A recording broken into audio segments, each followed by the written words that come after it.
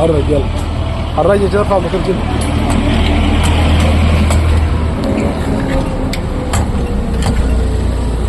انت بتعمل ايه بقى؟ بتعمل رزع في المطب ولا بتعمل رزع في الغيار؟ ماشي. بسم الله الرحمن الرحيم.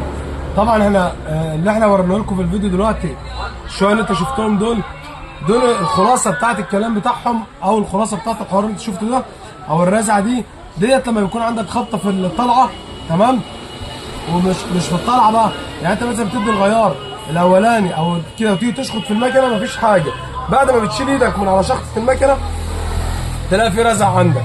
واحد يرجع يقول لك ايه ده قعده موتور قدام، واحد يقول لك ده مقص سايب، الكلام ده كله لا. قعده الموتور اللي قدام او المقص السايب بيعمل معاك في النتش، اول ما ادي الغيار واجي انتش تروح خابطه معاك، ده قعده الموتور اللي قدام. طيب ايه اللي احنا بنتكلم فيه دلوقتي اللي انا وريته لك ده احنا بنقول عليها كرسي الموتور الخلفي. كرسي الموتور الخلفي، الكرسي ده لما بينقطع بنفس الوضع ده كده بالظبط، هو ده كرسي الموتور الخلفي اهو، تمام. بيبقى الموتور من ورا له قعدتين اتنين زي ده، كرسيين اتنين، واحد يمين واحد شمال.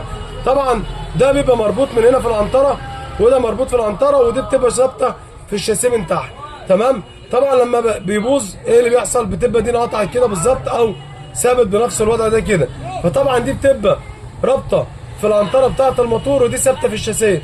فتيجي طبعا تدي المارشاليه وتيجي ترجع، طبعا الموتور لما بتيجي تدي المارشاليه وترجع الموتور بيقلب لورا، ما بتدي المارشاليه وتيجي ترجع الموتور بيزق لورا، يعني الموتور بيترفع من ورا. مع دي مقطوعه يروح الموتور عامل ايه؟ تروح العنطره مرفوعه ورازعه تاني، تطلع وتنزل، كل ما يجي ينتش لورا يبدا تطلع وتروح رازعه مكانها، فتعمل معاك خبطه جامده، تحس ان في حاجه عندك اتكسرت ورا في الموتور. فده ناس كتير ما تاخدش بالها منها عشان ما تدخلش نفسك في مشاكل. وفي ناس كتير ممكن واحد يقول له ده قارونه، ده ترس في القارونه، ده الكلام ده كله لا. لو عندك خبطه في الموتور وانت بترجع على المارشاليه بالذات من لورا نتشه جامده او رزعه جامده، انزل على طول بص على كرسي الموتور اللي عندك، يا المسمارين دول سايبين او واقعين، يا اما القاعده مقطوعه بنفس الوضع ده كده بالظبط، تمام. طيب لو القاعده اللي قدام خبطتها باينه خالص، بدي الاولاني وانتش بالمكنه وانا بطلع بتروح خبطه معايا. يبقى ركز كده، الخبطه بتاع الموتور اللي قدام لما باجي اطلع في الطلعه، اول ما اجي انتش في الطلعه بتروح رزعه. طب اللي ورا لما باجي ارجع مارشاليه بتروح عامله رزعه معايا في المارشاليه بس. طب قدام ما بتعملش معاك رزعه قدام، ليه ما بتعملش رزعه قدام لو دي اللي مقطوعه؟ لان طبعا انا لما بدوس بنزين انا الموتور من معايا من قدام هو اللي بيرفع، يبقى اصبح ان هو بيرسى اللي ورا فبيقعد على القعده، ما بيقطع، ما بيبانش معايا الرزعه. لكن اللي ورا انا برفع الموتور فالام العنطره تطلع بعيد عن القعده، تنتش تروح عامله معاك الرزعه بتاعت قعده الموتور اللي ورا. حلو كده. فانا قلت اوضح الفيديو دوت واوريك على وضع المكنه واوريك على وضع القعده اللي قدام.